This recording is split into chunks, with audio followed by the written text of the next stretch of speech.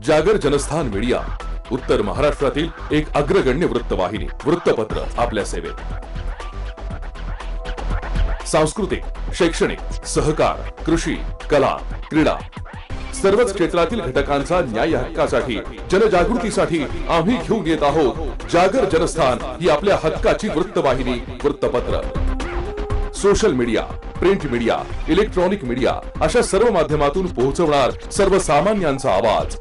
उत्तर महाराष्ट्रातील जनतेच्या हक्काची एकमेव वृत्तवाहिनी जागर जनस्थान। जागर जनतेचा, जनतेसाठी सर्वसामान्यांच्या हक्काचा आवाज, जागर जनस्थान।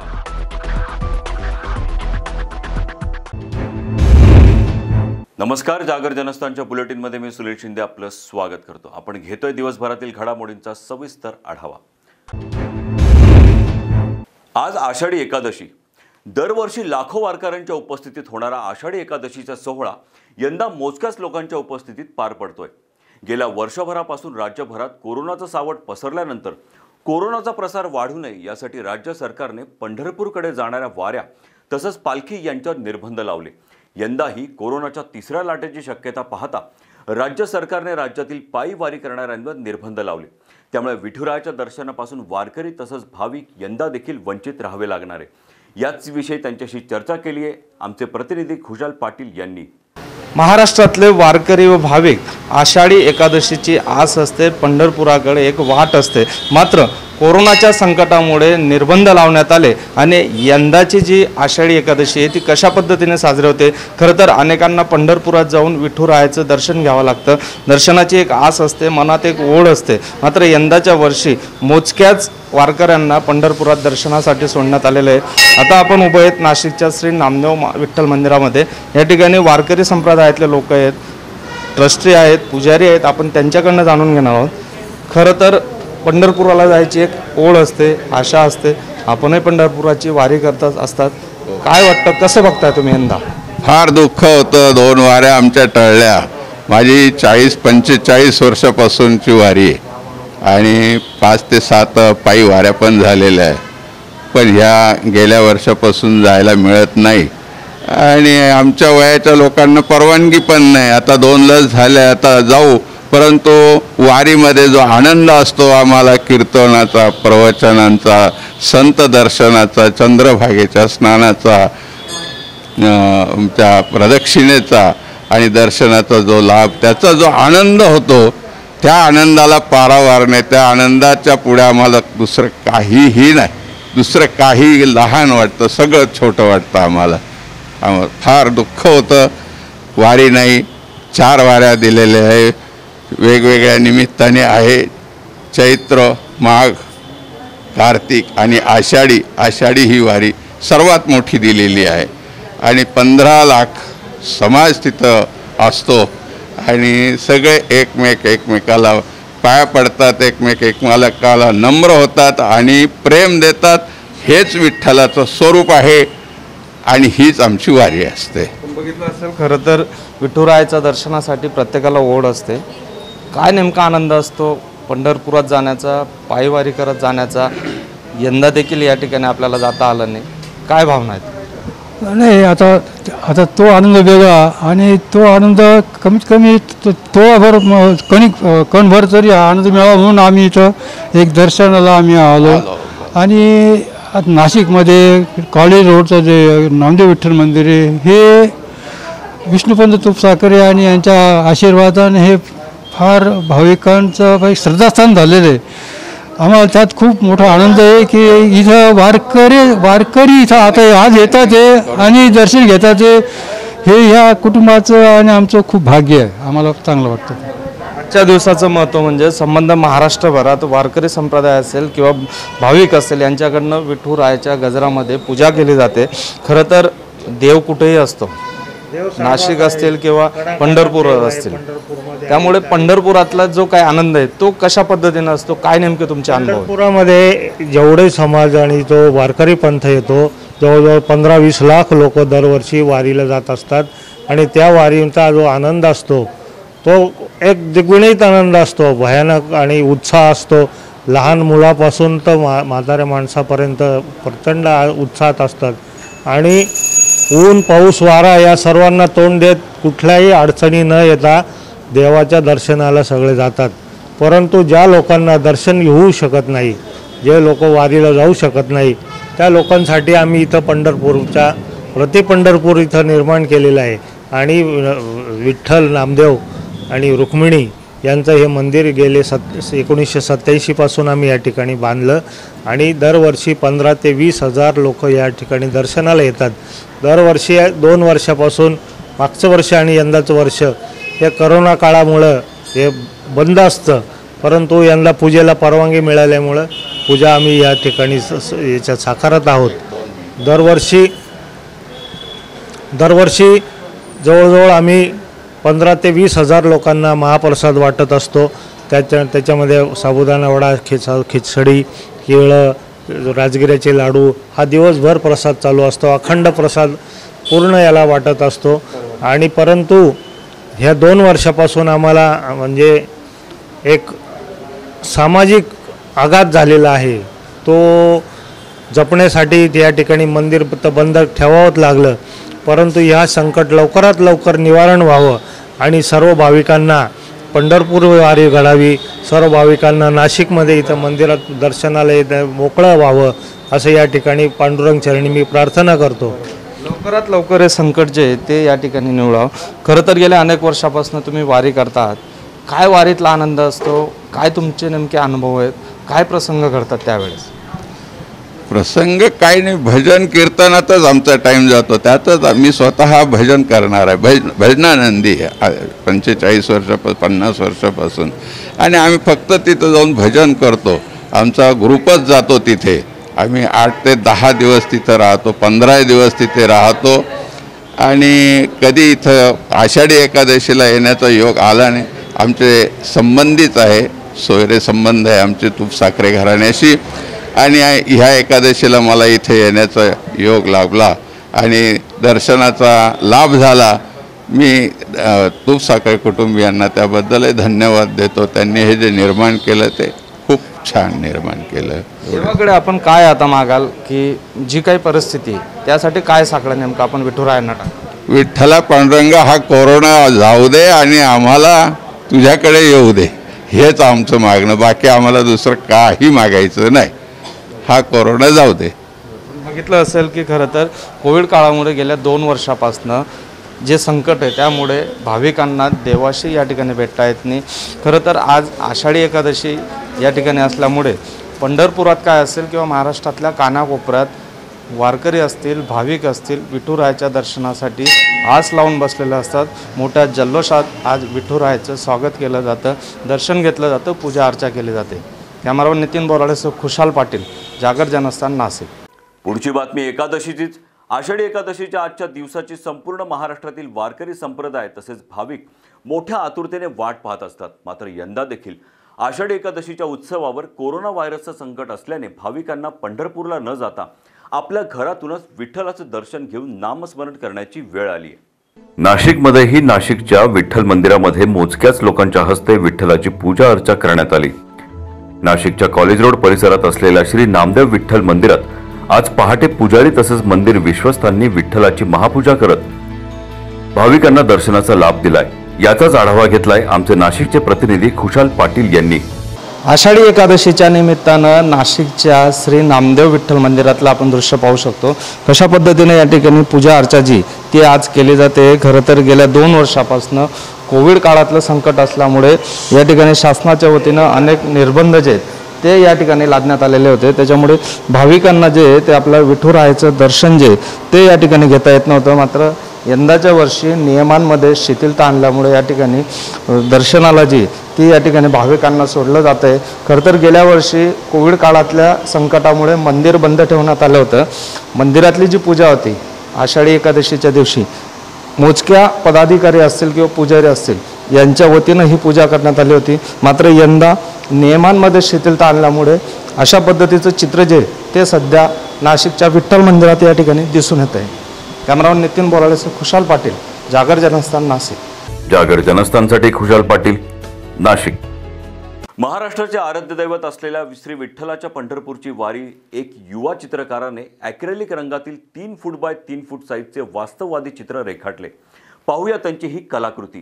त्र्यंबकेश्वर येथील सिद्धार्थ रवींद्र धारणे हे खरं तर संगणक अभियंता म्हणजेच कम्प्युटर इंजिनियर. त्यांनी चित्रकलेचे कुठलेही शास्त्रशुद्ध शिक्षण घेतलेले नाही. मात्र आज त्यांची सर्वत्र ओळख बनली ती म्हणजे एक नावाजलेले चित्रकार म्हणून. चित्रकलेची आवड त्यांना लहानपणापासूनच होती. शालेय जीवनात आजपर्यंत त्यांना 3 राष्ट्रीय, 8 राज्य तसंच 13 जिल्हास्तरीय पारितोषिके मिळाली आहे. देवशयनी एकादशी, चातुर्मासारंभ तसेच महाराष्ट्राचे आराध्य दैवत असलेल्या श्री विठ्ठलाची पंढरपूरची वारी, भारतीय पारंपरिक चित्र या शैलीतील ॲक्रेलिक रंगातील 3 फूट बाय 3 फूट साईजचे हे वास्तवदर्शी चित्र सिद्धार्थ धारणे यांनी कॅनव्हासवर खास आपल्या प्रेक्षकांसाठी रेखाटले. सिद्धार्थ धारणे यांनी रेखाटलेल्या या चित्राबद्दल त्यांनी अधिक माहिती दिली आहे. भारतीय पुराण हा माझा चित्रकलेमधला आवडता विषय. मला कायमच पौराणिक चित्र काढण्यामध्ये खूप रुची राहिलेली आहे. यावर्षी आषाढी एकादशी निमित्त आपण संपूर्ण वारकरी समुदाय आणि विठुमाऊली एकत्र काढावे अशी कल्पना सुचली. त्यानिमित्तच आपण हे चित्र पाहू शकता. यामध्ये सगळेच बारीक बारीक गोष्टी आपण दाखवायचा प्रयत्न केला आहे. जसं की वारकरी समुदाय, रिंगण सोहळा, विठ्ठल आणि आई रुक्मिणी. साधारणतः 1 महिना हा कालावधी लागला चित्र पूर्ण व्हायला आणि खूप छान मजा आली. बारीक बारीक गोष्टी होत्या, जसं यांचे मुकुट, दागदागिने, कपडे, तेही अगदी रेशमी, त्यातले बारकावे, हे सगळं रेखाटताना खूप मजा आली. आणि ही संपूर्ण हा जो प्रवास होता या चित्राचा मी मनापासून आनंद आणि उत्साहाने पूर्ण केला. जागर जनस्थानसाठी संदीप नवसे, नाशिक. नाशिक महानगरपालिकेत नाशिक रोड प्रभाग सभापतीपदी शिवसेनेचे नगरसेवक प्रशांत दिवे यांची वर्णी लागली आहे. कोरोनाच्या पार्श्वभूमीवर गेल्या 6 महिन्यांपासून रखडलेल्या प्रभाग सभापती पदाच्या निवडणुका अखेर सोमवारी राजीव गांधी भवनमध्ये पार पडल्या. नाशिक महानगरपालिकेच्या नाशिक रोड प्रभाग समितीच्या सभापतीपदी शिवसेनेचे नगरसेवक प्रशांत दिवे यांची निवड करण्यात आली आहे. भारतीय जनता पार्टीच्या नगरसेविका अनिता सातभाई आणि मीराबाई हाणगे यांनी देखील अर्ज भरला होता. यामुळे ही निवड चुरशीची मानली जात होती. परंतु भाजपचे नगरसेवक विशाल संगमनेरे आणि नगरसेविका सीमा ताजणे हे दोन्ही नगरसेवक गैरहजर राहिल्याने नगरसेवक प्रशांत दिवे यांची निवड करण्यात आली आहे. नाशिक रोड प्रभाग सभापतीपदी प्रशांत दिवे यांची निवड झाली. ही निवड अतिशय चुरशीची होती. आम्ही या ठिकाणी आलो होतो की संख्याबळ आमचा 11 होता आणि चिठ्ठी पद्धतीने हे निवडणूक आम्ही जिंकू असा आत्मविश्वास आम्हाला होता. परंतु भारतीय जनता पार्टीचे 2 नगरसेवक या निवडणुकीला हजर नाही राहिले. तो योगायोग म्हणावा किंवा शिवसेनेचं आज नसीब उज्ज्वल म्हणायला हरकत नाही. या प्रशांत दिवेच्या माध्यमातून आणि नाशिक रोडचे सर्व नगरसेवक आमचे त्यांचं मी मनपूर्वक अभिनंदन करेल. प्रशांतला शुभेच्छा देताना की शिवसेनेला अभिप्रेत असलेलं काम नाशिक रोड विभागामध्ये करावं आणि सर्व लोकप्रतिनिधींना निवडणूक आजच्या दिवसापुरती आहे. सभापती म्हणून सर्व लोकांना, नाशिक रोडच्या सर्व नगरसेवकांना बरोबर घेऊन त्यामध्ये विकासाची कामं कशी करता येतील त्याबाबत निश्चितपणाने आराखडा तयार करावा. कोरोनाचा वाढणारा प्रादुर्भाव आटोक्यात आणण्यासाठी प्रयत्न करू असे नवनिर्वाचित प्रभाग सभापती प्रशांत दिवे यांनी यावेळी सांगितले. हिंदू हृदय सम्राट सरसेनापती बाळासाहेब ठाकरे यांच्या आशीर्वादाने या राज्याचे लाडके मुख्यमंत्री, शिवसेना पक्षप्रमुख माननीय उद्धवजी ठाकरे साहेब, आमचे युवा सेना प्रमुख माननीय मंत्री आदित्यजी ठाकरे साहेब यांच्या आदेशाने माननीय आमचे नेते संजयजी राऊत साहेब, माननीय आमचे संपर्क प्रमुख भाऊसाहेब चौधरी साहेब यांच्या मार्गदर्शनाने मला आज या ठिकाणी आमचे सन्माननीय महानगर प्रमुख सुधाकर भाऊ बडगुजर, आमचे जिल्हा प्रमुख विजय अप्पा करण सर, आमचे नेते दत्तानाना गायकवाड, आमचे दुसरे नेते वसंत भाऊ गीते, सुनील भाऊ बागुल, विनायक पांडे, आमच्या महानगरपालिका आमचे विरोधी पक्षनेते अजयदादा बोरस्ते, गटनेते विलाजी शिंदे, या सर्वांच्या मार्गदर्शनाने या सर्वांनी माझ्यावर विश्वास टाकून मला खऱ्या अर्थाने या नाशिक रोड प्रभाग समितीची उमेदवारी दिली. सर्वप्रथम या सर्वांचे मनापासून आभार व्यक्त करतो. आणि आज या सभागृहामध्ये आज सर्व नगरसेवक खरं तर आज खऱ्या अर्थाने स्वर्गीय सत्यभामाताई गाडेकर यांची प्रकृतीने आठवण आणि जाणीव होते. आज ते नसल्यामुळे खरं तर निवडणूक अटीतटीची झाली होती. दोन्ही आमच्या सभागृहातले दुसरा जो पक्ष आहे समसमान आमची मतं होती, परंतु आमच्या बाजूने कौल आला.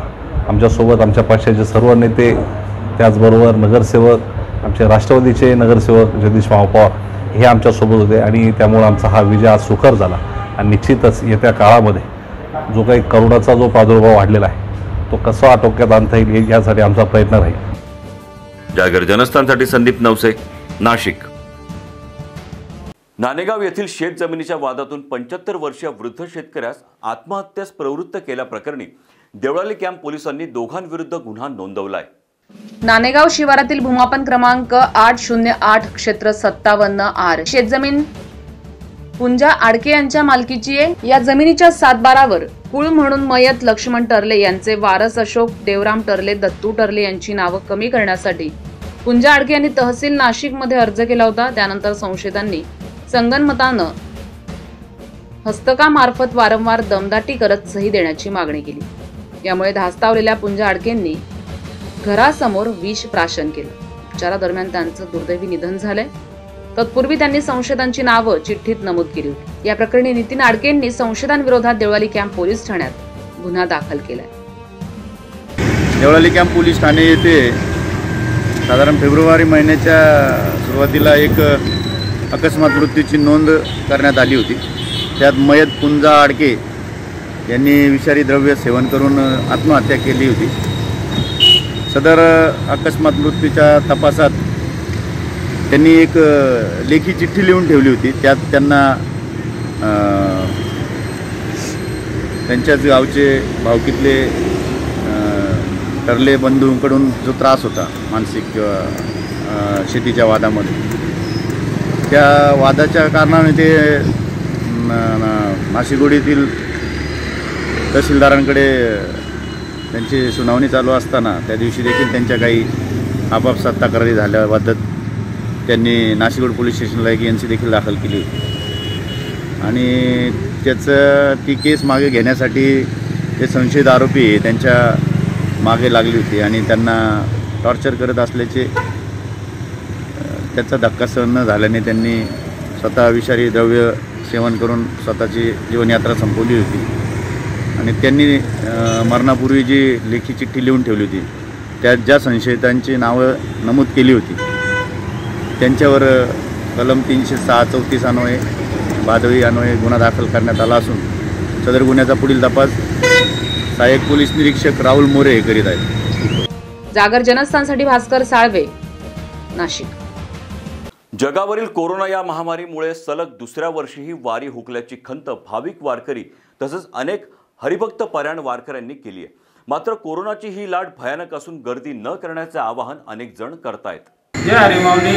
गेल्या 2 वर्षापासून आपल्या कोरोनामुळं कोणाला वारीला जाता येत नाही आहे. तर 2 वर्षापासून आपण आपल्या एरियात गावीलाच आपण उत्सव करा, कारण की ही लाट अशी आहे की भयंकर आहे. त्याच्यामुळे कोणी गर्दी करू नये. तर आपल्या इकडं सगळ्यांनी उत्सव करा वारीचा आणि सगळ्यांनी आपल्या दरवर्षीप्रमाणे उत्सव थोडक्यात थोडका करावा ही विनंती आहे सगळ्या नागरिकांना की कोणी वारीला जास्त हे करू नये, जाऊ नये, जास्त पब्लिक जमा करू नये. तेव्हा थोडक्यात थोडका उत्सव करावा ही विनंती. आणि आपला महाप्रसादाचा कार्यक्रम काय असतो तो थोडक्यात थोडक्या इकडं वाटप करावा ही विनंती ती. आणि सगळ्या भाविकांना धन्यवाद. जय हरिमाऊली. तर कोरोनाच्या पार्श्वभूमीवर बकरी ईद घरीच साजरी करण्याचं आवाहन पोलीस अधीक्षक सचिन पाटील यांनी केलंय.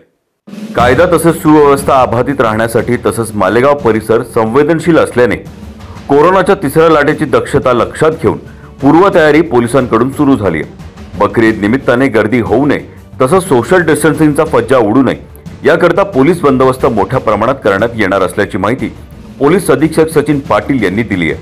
माझ्या व माझ्या पोलीस दलातर्फे बकरी ईदच्या हार्दिक शुभेच्छा. आपण पाहतच आहोत की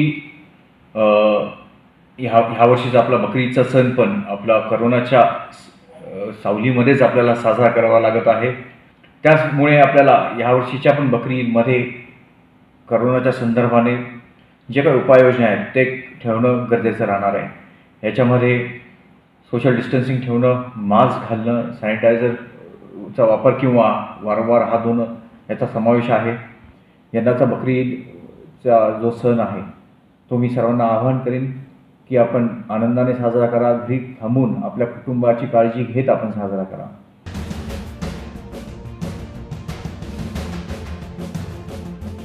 जागर जनस्थानसाठी प्रकाश धुर्वे, नाशिक। ओबीसी आरक्षणाच्या मुद्द्यावरून बावनकुळे यांनी महाविकास आघाडीवर शरसंधान साधले। माजी मुख्यमंत्री पृथ्वीराज चव्हाण यांच्या सत्ता काळातच केंद्राने 3 जुलै 2015 रोजी पत्र पाठवले। एम्पेरिकल डाटात 59 लाख चुका झाल्या होत्या। विरोधी पक्षनेते देवेंद्र फडणवीस यांनी लोकसंख्येच्या आधारे ओबीसींना आरक्षण दिले होते। यासाठी त्यांनी अध्यादेश काढला होता। मात्र महाविकास आघाडी सरकारमधील नेत्यांनी ओबीसी आरक्षणाच्या मुद्द्यावर दुर्लक्ष केलंय। ज्यांना ओबीसीचं आरक्षण द्यायचं नाही, माझा या ठिकाणी काय सवाल आहे की या ठिकाणी विजय वडेट्टीवार ओबीसी मंत्री काँग्रेसच्या ते बोलतात ओबीसी आरक्षणावर, ते बैठक घेतात, चिंतन बैठक घेतात। भुजबळ साहेब फेस सेव्हिंग करण्याकरता मोर्चे काढतात, पण या प्रकरणात मुख्यमंत्री बोलत नाही, उपमुख्यमंत्री बोलत नाही, शरद पवार साहेब बोलत नाही। इतक्या मोठा ओबीसी समाजावर अन्याय होतो आणि जे चालक आहेत सरकारचे तेच बोलत नाही आहे। आणि त्यामुळे आमच्या मनात डाऊट आहे, कोणतरी झारीच्या शुक्राच्या याच्यामध्ये आहे। यांनी बोललं पाहिजे की हो आम्ही 3 महिन्यात आम्ही डेटा तयार करू, आरक्षण देऊ, का बोलत नाही? एखाद्या मंत्र्याला बोलायला लावतात, ते मंत्री सांगतात मी मुख्यमंत्र्याच्या परवानगीने बोलतो आहे, एखादे मंत्री सांगतात आम्ही डेप्युटी सीएमच्या परवानगीने बोलतो आहे। तर माझी विनंती आपल्याला, हा काही राजकारणाचा प्रश्न नाही, आम्ही तर उलट सांगितलं आहे, जर माननीय भुजबळ साहेब वडेट्टीवार यांनी जर पुढाकार घेतला तर भारतीय जनता पार्टी पूर्ण महाराष्ट्र त्यांना मदत करायला तयार आहे। पण त्यांनी तातडीनं 3 महिन्याचा डेटा तयार करावा। आमच्या महानगरपालिका असतील, नगरपालिका असतील, नगरपंचायत असतील, ग्रामपंचायत असतील, आम्ही सर्वांना सांगू की डेटा तयार करायची कारवाई सुरू झाली आहे, तुम्ही तातडीने डेटा तयार करा। आणि मी तुम्हाला उदाहरण देतो, वाशिम जिल्ह्यामध्ये मालेगाव तालुक्यातल्या 2 ग्रामपंचायतनी डेटा कसा असतो तो तयार करून पाठवून दिला सरकारला, आणि त्यामुळे सोपा आहे। उगीच त्या ठिकाणी राजकीय प्रश्न होतो आहे, आणि म्हणून सुप्रीम कोर्टाचा निर्णय क्लिअर आहे, विधानमंडळात घेतलेला ठराव हा चुकीचा आहे। केंद्र सरकारने ऑलरेडी तुम्हाला कळवलं आहे की डेटा चुकीचा आहे, 5 जुलै 2015 कळवलं आहे तुम्हाला डेटा चुकीचा आहे। यूपीए सरकारच्या काळात डेटा चुकीचा झाला आहे, पृथ्वीराज चव्हाण मुख्यमंत्री असताना सुद्धा डेटा करेक्ट झाला नाही आहे। 69 लाख चुका डेटामध्ये आहे, आणि तो डेटा जर घेतला तर ओबीसी आरक्षण होणार नाही। तुम्हाला नव्यानंच ओबीसी आरक्षण करावं लागेल, डेटा करावं लागेल, नव्यानंच डेटा तयार करून ओबीसी आरक्षण द्यावं लागेल, आणि ओबीसी आरक्षणाचा फुटबॉल होऊ नये ही काळजी या सरकारने घेतली पाहिजे। तर इकडे महाविकास आघाडी सरकारमधील काही नेत्यांना 2022 पर्यंत ओबीसींना आरक्षण द्यायचे नाही म्हणून वेगवेगळ्या भूमिका मांडल्या जात आहेत, असा आरोप करत भाजपचे प्रदेश सरचिटणीस माजी मंत्री चंद्रशेखर बावनकुळे यांनी थेट राष्ट्रवादीचे अध्यक्ष शरद पवार, मुख्यमंत्री उद्धव ठाकरे तसंच महसूल मंत्री बाळासाहेब थोरात हे झारीतील शुक्राचार्य असून यांनाच ओबीसी आरक्षण मिळून द्यायचे नाही असा थेट आरोप करत त्यांनी महाविकास आघाडी सरकारवरही शरसंधान साधलंय। मी उत्तर महाराष्ट्राच्या दौऱ्यावर काल सकाळपासून नागपूरहून निघालेलो आहे, आणि आता मी जे युवा वॉरियर्स अभियान करतो याच्यामध्ये पूर्ण वेळ 7 दिवस उत्तर महाराष्ट्रात आहे। त्यामुळे या नियोजित दौऱ्यामुळे त्या बैठकीला मी गेलो नाही, एवढाच फरक आहे। पंकजाताई सुद्धा काहीतरी नियोजित कार्यक्रमात होत्या, आणि ती बैठक ही ओबीसीच्या एका सेलची होती, आघाडीची होती। ती बैठक काही राजकीय आरक्षणाची नव्हती, ती काही पॉलिटिकल बैठक नव्हती, एका सेलची बैठक होती, आणि त्या आघाडीच्या बैठकीत माननीय फडणवीस साहेब गेले होते। त्याला काही राजकीय बैठक, पंकजाताई कधी नाराज नव्हत्या, त्यांनी स्पष्ट सांगितलं मी नाराज नाही आहे, आणि कुठल्याही परिस्थितीमध्ये पंकजाताई ज्या पद्धतीने पूर्वी आमच्या नेत्या होत्या, आजही नेत्या आहेत, आणि त्यामुळे त्या नाराज नाही आहेत। मी तुम्हाला स्पष्ट सांगतो, आम्ही व्यक्तिगतही बोललो आहे आणि त्यांनी सार्वजनिकही सांगितलं आहे। पंचवडी गोदाघाट लगत मोठ्या प्रमाणात मांत्रिकांची उठबस सुरू आहे। या मांत्रिकांनी येथील झाडांना काळ्या बाहुल्यांची झाडं बनवली आहेत। आता या सर्व प्रकरणात पोलिसांकडून कारवाई होईल का हे पाहणं महत्त्वाचं ठरतंय। अमावास्या म्हटली की पंचवटीच्या गोदाघाटालगत मोठ्या प्रमाणात मांत्रिकांची उठबस असते। अनेकांच्या रात्रीच्या वेळी या ठिकाणी पूजनाचे प्रकार सुरू असतात। परिसरातील अनेक झाडं या काळ्या जादूच्या अंमलाखाली आल्यानं अनेक बाभळीची झाडं ही बाहुल्यांची झाडं बनली आहेत। गोदावरीच्या अमरधाम स्मशानभूमी परिसरातील हे एक बाभळीचं झाड आहे. हे झाड सध्या परिसरात चर्चेचा विषय ठरलाय. त्यावरील खिळे लिंबू आणि काळ्या बाहुल्या लगडलेल्या असल्यानं भानामती, जादूटोना करणं यासारखे अनेक प्रकार होत असल्यानं हे झाड उदाहरण बनलंय.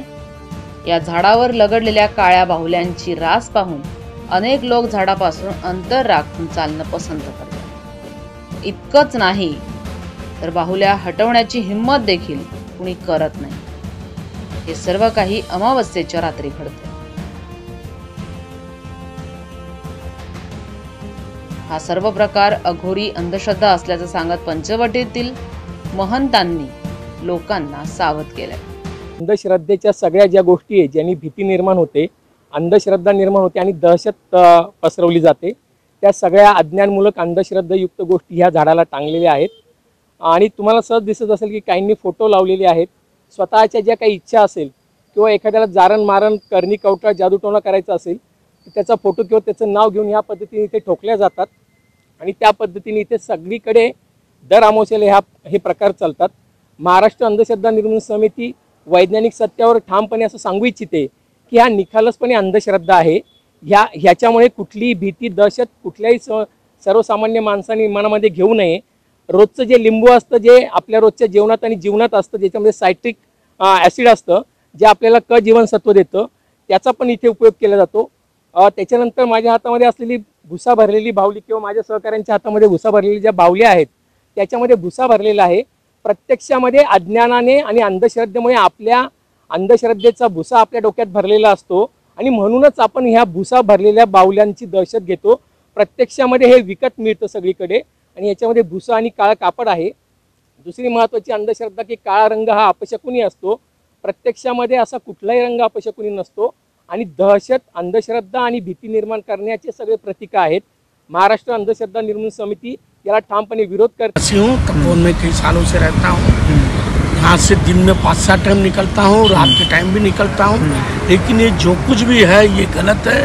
ऐसा पब्लिक ने उन पर विश्वास नहीं रखना चाहिए. और ये कोई आकर यहाँ करने लगाते हैं वो भी एक पैसे कमाने का बिजनेस है. इस पर अंधश्रद्धा इन्होंने नहीं रखना चाहिए. इससे बेहतर इन्होंने भगवान पे विश्वास रखना चाहिए. जो करने वाला है वो ईश्वर है. ऐसा अंधश्रद्धा करके कोई इसका फायदा नहीं है. तो यही संदेश देना चाहेंगे कि जो कुछ भी आप कर रहे हैं ये गलत है.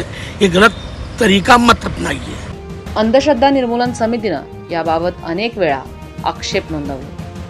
तसंच पोलिसांनी आणि त्यांच्या समाज सेवा शाखेनं अमावस्येला अशा घटनांकडे लक्ष ठेवण्याची गरज व्यक्त केली आहे. या अशा अघोरी आणि विकृत मानसिकतेला कोण खतपाणी घालतंय हे अजून समोर आलेलं नाहीये. पण या प्रकरणात आता पोलिसांनी डोकावून पाहणं गरजेचं आहे. जागर जनस्थानसाठी प्रकाश धुर्वे, नाशिक. आषाढी एकादशी निमित्त मालेगावच्या कलाकारांनी विठू माऊलीची रांगोळीद्वारे भव्य प्रतिमा साकारली आहे. सलग दुसऱ्या वर्षी कोरोनामुळे आषाढीला पंढरीच्या वारीला जाता येणार नसल्यानं अनेक भाविकांचा हिरमोड झाला. आषाढी एकादशीचं निमित्त साधत मालेगाव येथील साईबाबा आर्ट संस्थेच्या प्रमोद आरवी आणि त्यांच्या सहकार्यांनी विठुराय आणि दर्शन घेतानाच्या भक्तांची सुरेख रांगोळी काढली आहे. 10 बाय 15च्या या भव्य रांगोळीनं सर्वांच्याच डोळ्याचं पारणं फेडलंय. रांगोळीचं मालेगावच्या अनेकांनी दर्शन घेत कौतुक केलंय. पंढरीला जाता आलं नाही मात्र मालेगावात विठुरायाचं दर्शन झाल्याचं अनेकांनी बोलून दाखवलंय.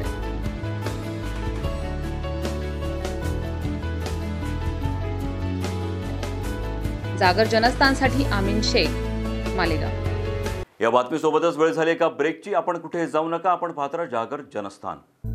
आजच्या तंत्रज्ञान युक्त आणि स्पर्धात्मक युगात यशस्वी आणि अग्रेसर वाटचाल करणे ही काळाची गरज बनली आहे.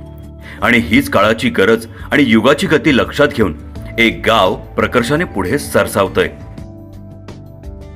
सह्याद्री पर्वतरांगेच्या कुशीत आणि कुलस्वामिनी सप्तशृंगी मातेच्या आशीर्वादाने भरभरून पावलेले संपूर्ण देशात द्राक्ष पंढरीच नव्हे तर कांदा आणि टोमॅटो या पिकाचे उत्पादन आणि निर्यातीसाठी देखील प्रसिद्ध असे नाशिक जिल्ह्यातील पिंपळगाव बसवंत. शेतीबरोबरच या गावाने शिक्षण क्षेत्रात देखील गरुडझेप घेतली आहे आणि त्यात प्रामुख्याने निफाड तालुका एज्युकेशन सोसायटीच्या रूपाने पिंपळगावच्या शिरपेचात मानाचा तुरा रोवला गेला। गेल्या 8 दशकांपासून ज्ञानदानाचे कार्य करणारी ही संस्था फक्त ग्रामस्थांच्याच नाही तर संपूर्ण जिल्ह्याच्या विश्वासास पात्र ठरते आणि नाशिक जिल्ह्याच्या विकासात निफाड तालुका एज्युकेशन सोसायटीचे मोलाचे योगदान आहे। संस्थेची स्थापना 1942 साली झाली असून शिक्षण क्षेत्रात अजून प्रगल्भता आणि पारदर्शकता आणण्यासाठी संस्थेने गेल्या 4 वर्षांपूर्वी 11वी तसंच 12वी विज्ञान शाखा सुरू केली। Late BP Patil junior college of science या नावाने सुरू झालेले हे आंतरराष्ट्रीय दर्जाचे महाविद्यालय। एक शिक्षक म्हणून मला असं वाटतं की आज फक्त विद्यार्थ्यांच्या शैक्षणिक विकासावरच भर न देता त्यांच्यातील कलाविष्कारांना जर वाव मिळाला तर विद्यार्थ्यांचा सर्वांगीण विकास होतो आणि हा विकास घडून यावा यासाठी बीपी पाटील महाविद्यालय अनेक प्रकारचे उपक्रम राबवत असते। बीपी पाटील महाविद्यालयाचा परिसर अतिशय निसर्गरम्य आहे आणि सर्वात महत्त्वाची बाब म्हणजे इथे कार्यरत असणारा जो शिक्षक वृंद आहे तो उच्च विद्या विभूषित आणि अनुभव संपन्न असा आहे। बीपी पाटील महाविद्यालयाचा परिसर अत्यंत प्रशस्त तसंच निसर्गरम्य। ब्रिटिशकालीन दगडी वास्तू हे या महाविद्यालयाचे खास आकर्षण। सुसज्ज तसंच प्रशस्त वर्गखोल्या, विस्तृत मैदान या सर्व गोष्टी महाविद्यालयाच्या जमेच्या बाजू आहेत।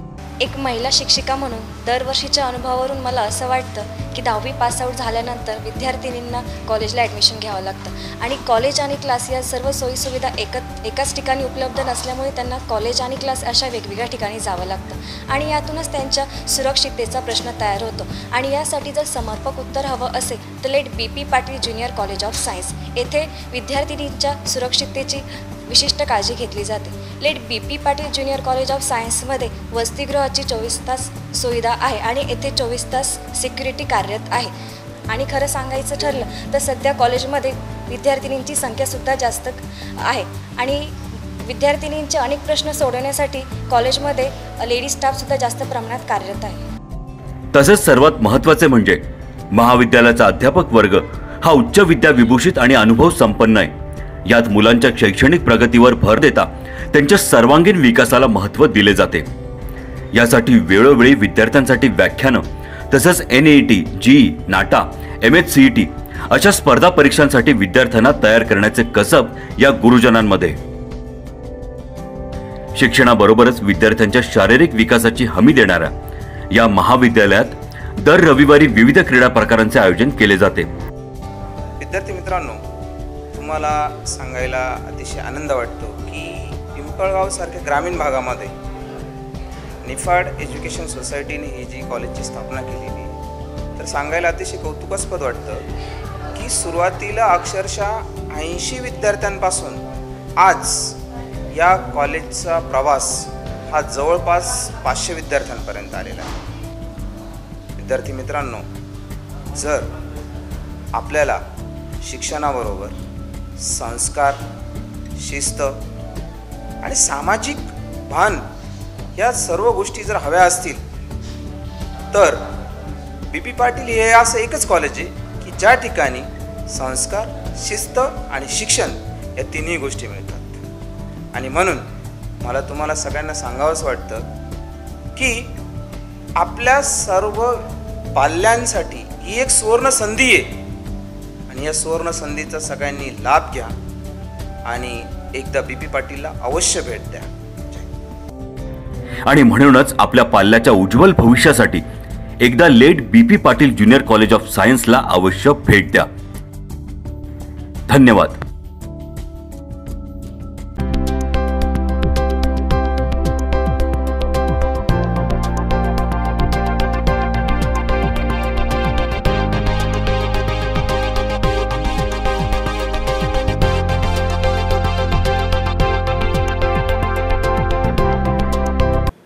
आता आम्ही आलेलो आहोत नाशिकच्या मध्यवर्ती ठिकाणी म्हणजेच अशोका मार्ग या ठिकाणी। पण आम्ही अशोका मार्ग या ठिकाणी का आलो आहोत असा तुम्हाला प्रश्न नक्कीच पडला असेल।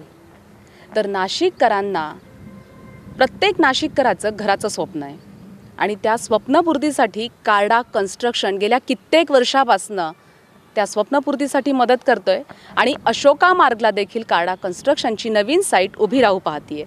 त्याच साईटची त्याच प्रोजेक्टची माहिती घेण्यासाठी आम्ही इथे आलेलो आहोत। या साईटचं विशेष महत्त्व असं आहे की आज आपण इथे या नाशिकच्या मध्यवर्ती ठिकाणी उभं आहोत आणि इतकं विस्तृत असं हे मैदान आहे. साधारणतः नाही ना 5.5 एकरची ही जागा असेल आणि ह्या जागेमध्ये एक हरियांगण नावाची रेसिडेन्शियल सोसायटी, त्याचबरोबर हायस्ट्रीट शॉपिंग ॲव्हेन्यूसारखं एक मोठं शॉपिंग मॉल इथे तयार होणार आहे. दोन्ही प्रोजेक्ट हे एकत्रितपणे इथे स्टँड होणार आहे आणि ही इतकी सुवर्ण संधी नाशिककरांना उपलब्ध करून दिलेली आहे कार्डा कन्स्ट्रक्शननी. त्यासाठी त्यांचं खरंच कौतुक करावंसं वाटतं. म्हणजे ज्या पद्धतीने आपल्याला टेक्निकल टीमने सांगितलं की सिंगापूर बेसचा हा प्रोजेक्ट असणार आहे. हाय स्ट्रीट प्रोजेक्ट जो आहे तो नाशिकमध्ये प्रथमच कार्डा कन्स्ट्रक्शन आपल्यासाठी घेऊन येतो आहे आणि ही आपल्यासाठी खरंच खूप सुवर्ण संधी आहे. म्हणजे तसं बघायला गेलं तर नाशिकचे आत्ता नवीन उद्योजक असतील किंवा जे उद्योजक ज्यांचं ऑलरेडी कुठेतरी एक शॉप असेल, मात्र त्यांना ही सुवर्ण संधी आहे की आपण घरही एकाच ठिकाणी घेऊ शकतो, आपण आपलं शोरूमही एकाच ठिकाणी करू शकतो. आणि सगळ्यात महत्त्वाचं असं आहे नाही ना की ह्या सोसायटीचा जो फ्रंटेज मिळणार आहे तो डायरेक्ट फ्रंट आणि बॅक ह्याला 100 फुटाचा फ्रंटेज मिळणार आहे. ही इतकी चांगली आणि कौतुकास्पद गोष्ट आहे जी कार्डा कन्स्ट्रक्शनने आपल्याला उपलब्ध करून दिलेली आहे. आणि आज नाशिकच्या मध्यवर्ती ठिकाणी अशा जागेवरती इतक्या अत्यल्प दरामध्ये अशा गोष्टी ह्या पद्धतीचं उपलब्ध होणं ही खरंच आपल्या सगळ्यांसाठी खूप अभिमानाची गोष्ट आहे. आता पुढे आपला जो सॅम्पल फ्लॅट आहे त्याबद्दल आपल्या खरंच प्रेक्षकांना सांग. तर नाही ना, सॅम्पल फ्लॅटनंतर अतिशय एक महत्त्वाची गोष्ट मला तुला सांगावीशी वाटते की हायस्ट्रीट शॉपिंग ॲव्हेन्यूचा जो फ्रंटेज असणार आहे हा जवळपास 350 रनिंग मीटरपर्यंतचा असणार आहे. म्हणजे इतकी मोठी जागा आपल्या ग्राहकांना पार्किंगसाठी उपलब्ध होणार आहे. ओके, म्हणजे ज्या पद्धतीनं विस्तृत अशी पार्किंग ग्राहकांना मिळणार आहे त्याच पद्धतीनं गाळे आणि शोरूम्स देखील या ठिकाणी उपलब्ध आहेत. 140 स्क्वेअर फुटापासून तर 6000 स्क्वेअर फुटापर्यंतचे शोरूम या ठिकाणी हायस्ट्रीट ॲव्हेन्यूमध्ये नागरिकांना आणि नाशिककरांना उपलब्ध होणार आहेत. त्यामुळे नक्कीच नाशिकमधल्या नव उद्योजकांना आपला व्यवसाय वाढवण्यासाठी ही खूप मोठी सुवर्ण संधी कार्डा कन्स्ट्रक्शननं दिलेली आहे. त्यामुळे नाशिककरांनो, तुम्ही नक्कीच याचा विचार करावा असं आम्हाला वाटतंय.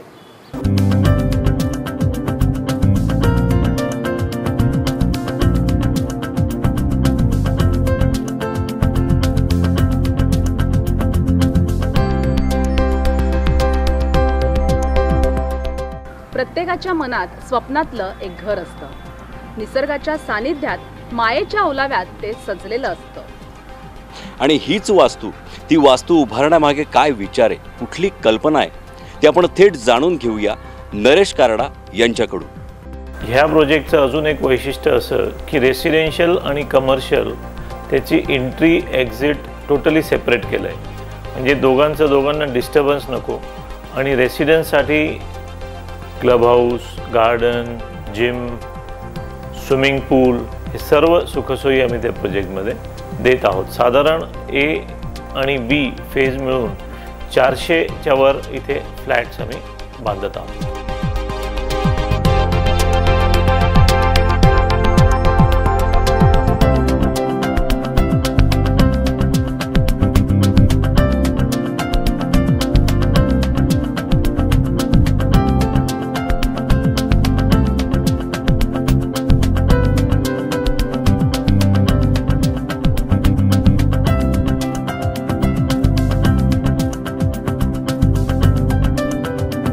अशा पद्धतीने कमर्शियल बाजू आपण पाहिलेली आहे, पण रेसिडेन्शियल म्हणजे ज्या ठिकाणी नाशिककरांना राहायचं आहे, आपलं स्वप्नातलं घर बुक करायचं आहे, ती बाजू आपल्याला बघावी लागणार आहे. तर या ठिकाणी 3 फेज असणार आहे, A+B आणि C अशा 3 फेज असणार आहे आणि या 3 फेज म्हणून जवळजवळ 400 फ्लॅट्स इथे उपलब्ध आहेत. बरोबर आहे ना. सी फेजमध्ये आता जर आपण बघितलं तर सी फेजचं काम सुरू झालं आहे आणि जवळपास इथे 120 फ्लॅट्सचं आता काम सुरू झालेलं आहे. त्यामुळे हे खरंच नाशिककरांसाठी सुवर्ण संधी असणार आहे की त्यांनी इथे लवकरात लवकर यावं आणि त्यांनी त्यांचा फ्लॅट बुक करावा. तर नाशिककरांनो, कार्डा कन्स्ट्रक्शनने तुम्हाला जी सुवर्ण संधी उपलब्ध करून दिलेली आहे आपल्या स्वप्नातलं घर, आपल्या स्वप्नातला गाळा आणि आपल्या स्वप्नातलं शोरूम बुक करण्याची, तर लवकरच आमच्या म्हणण्यानुसार लवकरच तुम्ही कार्डा कन्स्ट्रक्शनच्या या साईटला भेट द्यावी आणि बुक करावी आपल्या स्वप्नातली वास्तू.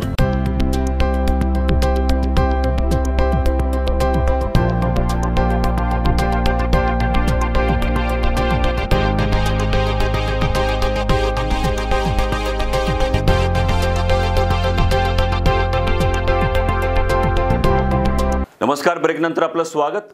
नाशिक जिल्ह्यातील कोरोनामुक्त गावातील शाळा आजपासून सुरू करण्यास सुरुवात झाली आहे. निफाड तालुक्यातील 4 गावात गेल्या 1 महिन्यांपासून एकही कोरोनाबाधित रुग्ण नसल्याने या गावातील शाळेत 8वी ते 12वी पर्यंतचे वर्ग सुरू करण्यात आलेत. कोरोनाबाधितांच्या रुग्णसंख्येत वाढ होण्यास सुरुवात झाल्याने गेल्या मार्च महिन्यातील सर्व शाळा 15 तारखेपासून बंद करण्यात आल्या होत्या. या बंद दरम्यान विद्यार्थ्यांचे मोठे शैक्षणिक नुकसान झाले.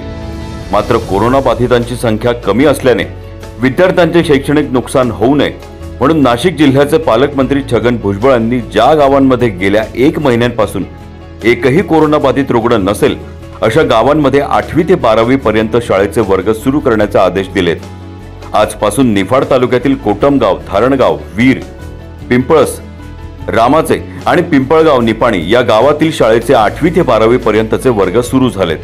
कोटमगाव येथील आदर्श माध्यमिक विद्यालयातील 8वी ते 12वी वर्गातील विद्यार्थ्यांचे थर्मल स्कॅनिंग करत गुलाब पुष्प देऊन शिक्षकांनी विद्यार्थ्यांचे स्वागत केले आणि शाळेत ऑफलाईन पद्धतीने पहिल्या दिवशी शिक्षणास सुरुवात झाली आहे. यावेळी विद्यार्थ्यांसह पालकांमध्ये समाधानाचे वातावरण दिसले. आदर्श माध्यमिक विद्यालय कोटमगाव, तालुका निफाड, जिल्हा नाशिक ही आमची शाळा ग्रामीण भागातील आहे आणि आजपासून आम्ही शासन परिपत्रकान्वये आणि पालकांच्या संमतीने आणि गावातील ग्रामस्थ, सरपंच यांच्याही परवानगीने आम्ही शाळा सुरू करत आहोत. ऑनलाईन शिक्षणामध्ये विद्यार्थ्यांना खूप अडचणी येत होत्या आणि म्हणूनच ग्रामीण भागात रेंजचाही प्रॉब्लेम आणि त्यामुळे ऑनलाईन शिक्षणामध्ये विद्यार्थी पण पाहिजे तसं त्यांच्यापर्यंत पोहोचत नव्हतं आणि म्हणून प्रत्यक्ष शाळा सुरू केल्यानंतर आज विद्यार्थ्यांनाही खूप आनंद होत आहे आणि आम्ही शिक्षकांनाही खूप आनंद होत आहे. आदर्श माध्यमिक विद्यालय कोटमगाव या शाळेतील मी विद्यार्थिनी आहे. आज आमच्या शाळेचा पहिलाच दिवस आहे. मी आता 9वीतून 10वी या वर्गात गेलेले आहे. आज सकाळी आल्यावर सर्व वर्ग शिक्षकांनी आम्हाला फूल देऊन आमचे 10वीत स्वागत केले आहे आणि ऑफलाईन शिक्षणात आम्हाला भरपूर काही कळाले आहे. सेतू अभ्यासक्रमही आमच्या शाळेत राबवले जात आहे.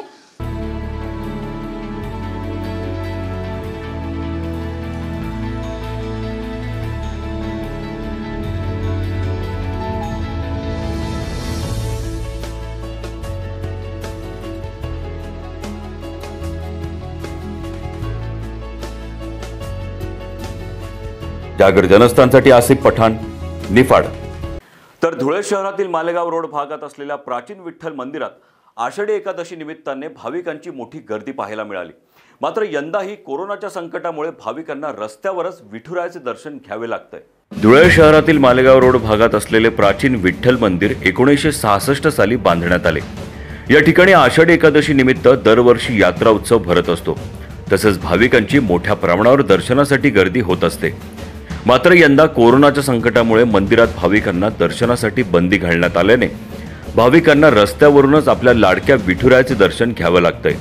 यावेळी मंदिर परिसरात पोलीस बंदोबस्त तैनात करण्यात आलाय. या मंदिर परिसरातून आढावा घेतलाय आमचे प्रतिनिधी नागिंद मोरे यांनी. पाऊली चालते पंढरीची वाट असा विठू नामाचा गजर करत प्रत्येक जिल्ह्यातून संपूर्ण राज्यातून वारकरी संप्रदाय हा पंढरपूरच्या दिशेने रवाना होत असतो. मात्र यंदाच्या आषाढी एकादशी निमित्ताने आपण आज सध्या आता या ठिकाणी उभा आहोत. धुळे शहरातील मालेगाव रोड परिसरात असलेल्या विठ्ठल रुक्माईच्या प्राचीन मंदिरात आपण या ठिकाणी उभा आहोत. या ठिकाणी दरवर्षी भाविकांची मोठ्या प्रमाणात गर्दी असते. मात्र यंदा कोरोनाचं सावट असल्यामुळे भाविकांना या ठिकाणी येण्यासाठी बंदी घालण्यात आली आहे. कोरोनाच्या नियम लक्षात घेता या ठिकाणी रस्त्याच्या दोघी बाजूला मोठ्या प्रमाणात बॅरिकेडिंग करून भाविक रस्त्याच्या दुसऱ्या साईडला उभं राहूनच या ठिकाणी विठुरायाचं दर्शन घेत आहे. या ठिकाणी दरवर्षी लाखोच्या संख्येमध्ये भाविक या ठिकाणी येतात आणि या ठिकाणी मोठे यात्रेचं स्वरूप या ठिकाणी दरवर्षी प्राप्त होत असतं. मात्र यंदा कोरोनाचं संकट असल्यामुळे विठुरायाच्या दर्शनासाठी नागरिकांना मंदिरात जाण्यास बंदी घालण्यात आली आहे. या ठिकाणी मोठ्या प्रमाणात जिल्हा प्रशासनाच्या वतीने आणि जिल्हा पोलिसांच्या वतीने या ठिकाणी मोठ्या प्रमाणात पोलीस बंदोबस्त. त्यामुळे येणाऱ्या काळामध्ये विठुरायाचरणी या ठिकाणी भाविक एकच प्रार्थना करीत आहे, लवकर कोरोनाचं हे संकट सर्वांच्यावरून टळू दे आणि आम्हाला तुझ्या दर्शनासाठी आम्हाला तुझ्या मंदिरापर्यंत येऊ दे अशीच मागणी या ठिकाणी नागरिक आणि आपण जागर जनस्थानच्या माध्यमातून या ठिकाणी आपण करीत आहोत. जागर जनस्थानसाठी नागिंद मोरे, धुळे.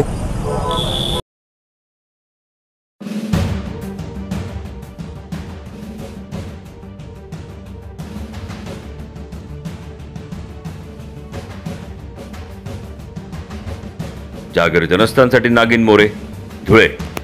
गॅस टँकरमधील गॅस विक्रीच्या मोहापायी खून करण्यात आलेल्या मिर्झा आझाद बेग याच्या मारेकऱ्याचा धुळे तालुका पोलिसांनी छडा लावलाय। मुंबईहून गॅस भरून जळगावकडे जात असताना नफीस अहमद मोहम्मद इशा यानं आपल्या साथीदारासोबत मिर्झा यांचा खून केला होता। खुनानंतर टँकरमधील सुमारे 5000 किलोग्रॅम गॅस विक्री करून धुळ्यातून उत्तर प्रदेशात पोबारा केला होता। विशेष म्हणजे मिर्झा यांचा खून मालेगाव तालुका परिसरात करण्यात आला। त्यानंतर मृतदेह धुळे तालुका पोलीस ठाण्याच्या हद्दीत असलेल्या पुरमपाडा गावाजवळ रस्त्यालगत फेकण्यात आला होता। तर गॅस विक्री मोहाडी पोलीस ठाण्याच्या हद्दीत केली। अखेर तालुका पोलिसांनी समन्वय साधत या गुन्ह्याचा छडा लावलाय। पोलिसांनी मिर्झा यांच्या खून प्रकरणी उत्तर प्रदेशातील प्रतापगड इथून नफीस अहमद मोहम्मद इशा याला अटक केली आहे। त्याच्यासोबत गॅस विक्रीमध्ये मदत करणाऱ्या दोघांना देखील धुळे तालुका पोलिसांनी ताब्यात घेतलंय। 3 जुलै 2021 रोजी धुळे तालुका पोलीस स्टेशन हद्दीतील पुरमेपाडा शिवारात हायवे लगत एक डेड बॉडी मिळून आली होती। शवविच्छेदनानंतर खून असल्याचं लक्षात आलंय। त्यावरून धुळे तालुका पोलीस स्टेशनला खुनाचा गुन्हा दाखल होता।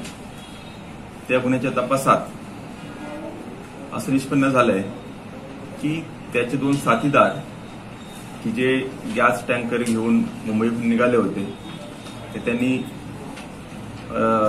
येत असताना दोघांनी त्या ड्रायव्हरला गॅस चोरी करण्याच्या उद्देशाने त्याचा खून केला आणि डेड बॉडी धुळे तालुका पोलीस स्टेशनच्या हद्दीत टाकून नंतर ते गॅस टँकर धुळे येथे आणलंय। त्या ठिकाणी त्यांनी 5 टन गॅस एका पेट्रोल पंप वाल्याला विकला। त्यानंतर ते टँकर चाळीसगाव रोडवर एका पंपासमोर लावून चाळीसगाव चौफुली इथून ते इंदोर येथे निघून गेले। आरोपीचे पोलीस कस्टडी घेण्यात आलेली असून पुढील तपास चालू आहे।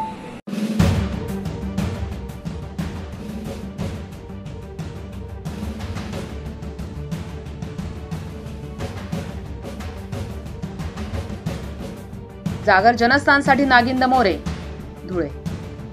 श्रीगोंदा येथे मका चोरून नेणाऱ्या 4 जणांना श्रीगोंदा पोलिसांनी 8 दिवसात अटक केली आहे। एकूण 25,66,000 रुपयांचा मुद्देमाल या आरोपींकडून पोलिसांनी हस्तगत केलाय। 11 जुलैला रात्रीच्या सुमारास रस्त्यात ट्रक अडवून त्यातील 25 टन मका चोरून नेल्याची घटना नगर दौंड रस्त्यावर लोण व्यंकनाथ रेल्वे गेटच्या पुढे घडली होती। या चोरीचा श्रीगोंदा पोलिसांनी 8 दिवसात छडा लावत यातील आरोपी आर्यन शंकर कांबळे वय वर्ष 24, संजय बबन कोळपे वय वर्ष 46, गणेश गिरी वय वर्ष 25, भाऊसाहेब गंगाराम पालवे वय वर्ष 21 यांना ताब्यात घेत त्यांच्याकडून गुन्ह्यात वापरलेला 12 टायर ट्रक, चोरलेला 25 टन मका, दुचाकी सीडी डिलक्स आणि ट्रक चालकाचा चोरून नेलेला मोबाईल असा एकूण 25,66,000 रुपयांचा मुद्देमाल पोलिसांनी हस्तगत केलाय। यातील मुख्य आरोपी आर्यन कांबळे याला सातारा जिल्ह्यातून 1 वर्षासाठी हद्दपार केलेला आहे। त्याच्यावर सातारा जिल्ह्यातील विविध पोलीस ठाण्यात गुन्हे दाखल आहेत। रात्रीच्या वेळेला एक ट्रक मका भरलेला ट्रक अडवून तो ट्रक आडमार्गाला बाजूला नेऊन त्याच्यामध्ये असलेले मकाचं धान्य 24 टन हे लुटून नेण्यात आलेलं होतं। त्याबाबतची फिर्याद पोलीस स्टेशनला रात्री दाखल झालेली होती। गुन्हा रजिस्टर नंबर 4/52 आहे 352 प्रमाणे। सदर गुन्ह्याचा तपास बारकाईने करत असताना आजूबाजूच्या परिसरामध्ये माहिती घेतली असता 12 टन ट्रक बिगर नंबरची या ट्रकमध्ये दरोडेखोरांनी माल नेल्याबाबतची माहिती आम्हाला मिळाली होती। त्या माहितीवरून आम्ही श्रीगोंदा आणि दौंड परिसरामध्ये 12 टन ट्रक आणि विदाऊट नंबरचा याबाबतच्या माहिती काढल्या असता दाखल आहेत आणि तो तिथून हद्दपार करण्यात आलेलं होतं। त्याला गुन्ह्याचा तपास पोलीस अधीक्षक मनोज पाटील साहेब, ॲडिशनल पोलीस अधीक्षक अग्रवाल साहेब, त्याचप्रमाणे DYSP अण्णासाहेब पवार यांच्या मार्गदर्शनाखाली तपास चालू आहे। आरोपींनी अशा स्वरूपाचे आणखी दरोड्याचे प्रकार अथवा ट्रक लुटीचे प्रकार केलेले आहेत का याबाबत सखोल तपास करत आहोत। जागर जनस्थानसाठी गणेश कविटकर, श्रीगोंदा।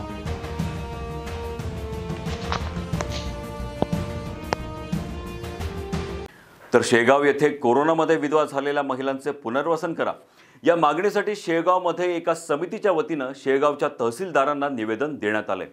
कोरोनामुळे 50 वर्ष वयाच्या आतील किमान 2000 महिला भगिनी महाराष्ट्रात विधवा तसंच निराधार झाल्यात। या महिलांच्या पुनर्वसनासाठी राज्य शासनाने राज्यस्तरीय धोरण जाहीर करावे या मागणीसाठी महाराष्ट्र स्तरावर कोरोना कुटुंब पुनर्वसन समिती स्थापन करण्यात आली आहे। यामध्ये 150 संस्था एकत्रित आल्यात। आज शेवगावमध्ये कोरोना एकल महिला पुनर्वसन समितीच्या वतीने शेवगावच्या तहसीलदार यांना कोरोनामध्ये विधवा झालेल्या महिलांचे पुनर्वसन करा या आशयाचे निवेदन देण्यात आले। आज या ठिकाणी तहसीलदारांनी निवेदन दिलेलं आहे। आम्ही ते गेल्या जवळपास पूर्ण महाराष्ट्रात 2000 महिला विधवा झालेल्या आहेत। त्यांची काहींची अत्यंत हालाकीची परिस्थिती त्यांच्या मुलांच्या शिक्षणासाठी किंवा इतर गरजांसाठी शासनाने काहीतरी मदत करावी यासाठी निवेदन दिलेलं आहे आणि लवकरच शासन हे मान्य करेल। या अशा महिलांचं या ठिकाणी पुनर्वसन करण्यात यावं यासाठी आम्ही संघटनेतर्फे या ठिकाणी आदरणीय तहसीलदार यांना निवेदन दिलेलं आहे। तरी लवकरात लवकर महाराष्ट्र शासनाने जसं इतर बाबतीत दखल घेऊन लवकरात लवकर मदत निधी देण्याची व्यवस्था करण्यात येते त्याप्रमाणे या ठिकाणी अशा ज्या निराधार महिला आहेत अशा महिलांसाठी शासनाने लवकरात लवकर पाऊल उचलून या ठिकाणी आर्थिक मदत म्हणून रुपये 5 लाख देऊन अशा महिलांचं लवकरात लवकर पुनर्वसन करावं या मागणीसाठी या ठिकाणी आम्ही आदरणीय तहसीलदार यांना निवेदन देतो। जागर जनस्थानसाठी रवींद्र उगल मुगले, शेवगाव। तर पर्यटन मंत्री आदित्य ठाकरे यांच्या CICR फंडातून नंदुरबार जिल्हा रुग्णालयाला 8 बायोपॅक मशीन भेट देण्यात आले। महाराष्ट्र राज्याचे पर्यटन मंत्री आणि युवा सेना प्रमुख आदित्य ठाकरेंच्या CICR फंडातून नंदुरबार जिल्हा रुग्णालयाला 8 बायोपॅक मशीन म्हणजेच ऑक्सिजन मशीन देण्यात आले। शिवसेनेचे कोर कमिटी सदस्य शीतल देवरुखकर यांच्या हस्ते जिल्हा शल्य चिकित्सक डॉक्टर रघुनाथ भोये यांना हे बायोपॅक मशीन सुपूर्द करण्यात आले। पर्यटन मंत्री आदित्य ठाकरेंनी दिलेल्या या बायोपॅक मशीनमुळे नंदुरबार जिल्ह्यातील गोरगरीब जनतेला नक्कीच फायदा होणार आहे। बायोपॅक मशीन नंदुरबारला पोहोचवून आम्ही समाजसेवेचा ठसा उमटवलाय असं मत कोर कमिटी सदस्य शीतल देवरुखकर यांनी व्यक्त केलंय। युवा सेना प्रमुख मंत्री महोदय सन्माननीय आदित्य साहेब ठाकरे यांनी त्यांच्या CICR फंडातून आज आपण बघितलं तर नंदुरबार जिल्ह्यामध्ये या बायोपॅक मशीन्स गोरगरीब जनतेसाठी दिलेल्या आहेत।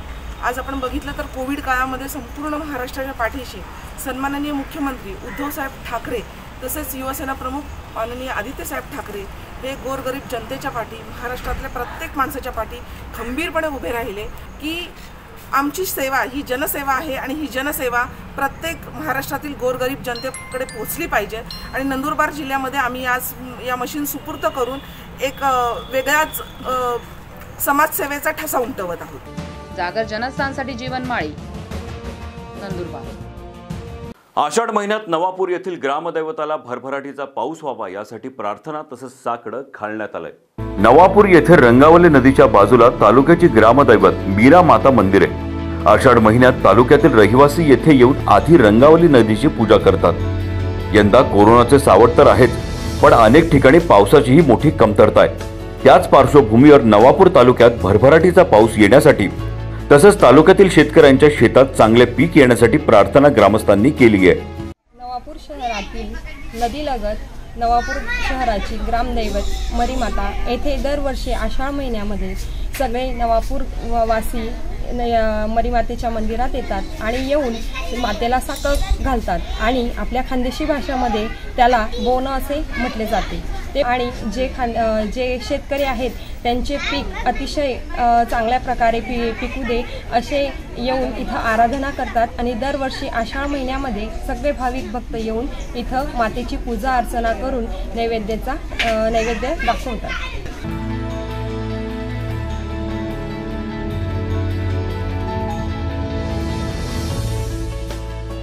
जागर जनस्थानसाठी सागर पाटील, नवापूर। या बातमीसोबतच वेळ झाली इथेच थांबण्याची। आपण कुठे जाऊ नका, आपण पाहत राहा जागर जनस्थान। आमच्या तमाम प्रेक्षकांना आषाढी एकादशीच्या भरभरून शुभेच्छा। स्वतःबरोबर इतरांची काळजी घ्या आणि सुरक्षित राहा।